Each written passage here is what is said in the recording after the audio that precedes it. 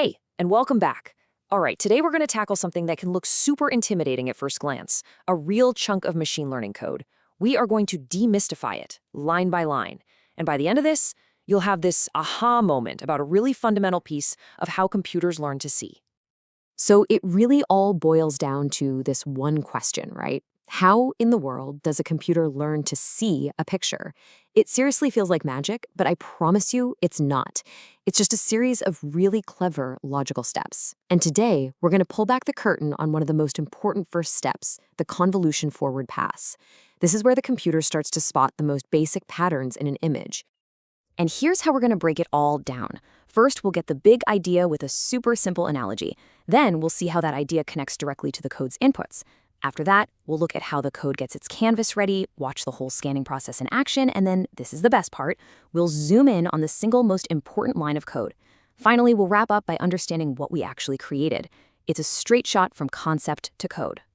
So, first things first, what exactly is convolution?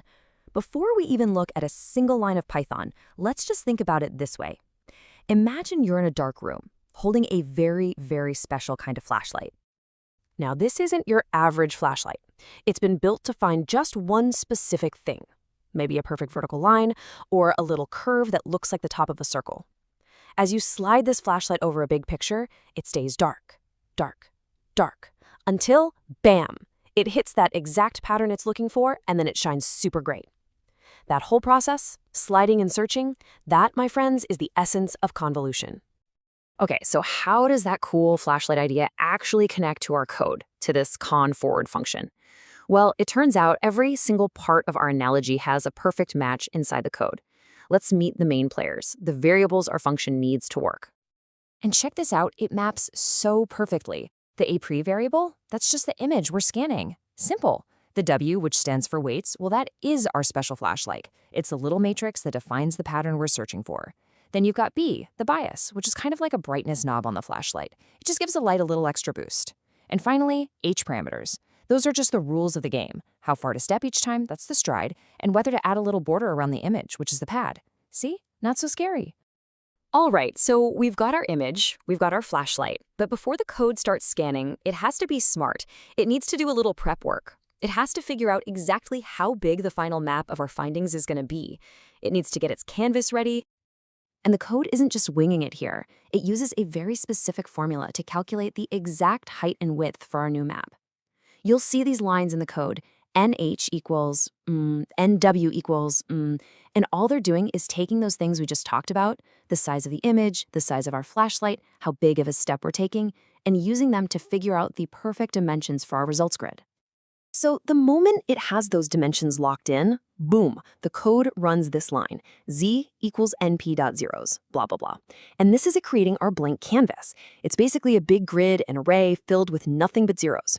It's perfectly sized and just sitting there, waiting for us to start our scan and fill it up with our discoveries. Okay, the canvas is ready. Now for the main event, the action. Let's dive into how the code actually does the scanning, how it moves that flashlight methodically across every single pixel of the image. And it does this using a set of nested loops. Now, I know what you're thinking when you see this. 4 loops, one inside the other? That looks complicated. But trust me, it's really just a super organized checklist. The outer loop just goes through each image if we have a bunch of them. The next 2 loops are what move us down and across the image. And that last loop on the inside, that's for swapping out our flashlights, making sure we scan the image with every single different pattern we're looking for. Let's just zoom in on those H and W loops for a second. These are the ones controlling our position. For every step, the code calculates a vert start and a horaz start. And how big is that step? Well, that's decided by the stride we talked about earlier. A stride of 1 means we slide our flashlight 1 pixel at a time, super detailed. A stride of 2 means we skip every other pixel, which is a bit faster. It's all just a systematic way to scan the whole thing. You know, we've done all this work, setting up the canvas, organizing these loops to move across the image, slicing out little pieces to look at, and it all comes down to this. One single line of code. This is the absolute heart of the entire function. This is where the magic happens.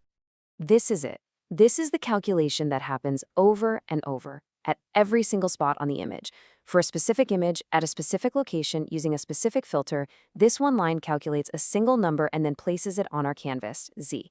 So, what is actually happening inside this line? How does it come up with that number? It's actually a pretty simple three-step dance. First, it takes the little patch of the image it's currently looking at, and it multiplies it by the filter pattern element by element. Second, it adds all of those results together into a single number. You can think of this as the final match score. A really big number means a great match. And finally, it adds that bias, our little brightness booster, to the final score. That's it. Multiply, sum, add. All right, let's fast forward. The loops are all done. Our canvas, that Z variable, is totally filled up with numbers now. We've gone through this whole process, but what did we actually make? What does this grid of numbers, Z, even represent?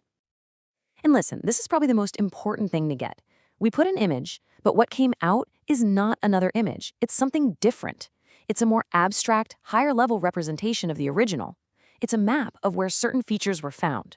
And this is so critical, because these simple maps of edges and curves become the building blocks for the network to recognize way more complex things later on, like an eye or a wheel or a leaf.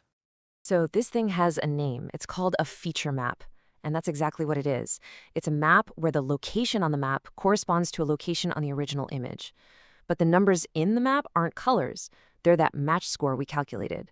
A high value in the top corner of our feature map means our special flashlight lit up like crazy when it was scanning the top corner of the original image. It's found its pattern right there. So let's just look at the before and after, right here. We start with a batch of images. They have a height, a width, and color channels. And we end up with a batch of feature maps. The height and width might be a little different, sure, but look at the last dimension. It's not color channels anymore. It's the number of features, or the number of different flashlights we used. We literally transformed a bunch of raw pixel data into a map that has meaning. So look at what we've done. We've totally demystified the code for a feature detector. We get how it scans and how it finds patterns. But this leaves us with one last massive question. In our analogy, we decided what the flashlight should look for, a vertical line, a curve, whatever. In a real neural network, how does the machine learn on its own which features are actually important for, say, telling the difference between a picture of a cat and a picture of a dog? And that's where the real learning begins. It's the magic of training. But hey, that's a story for another time.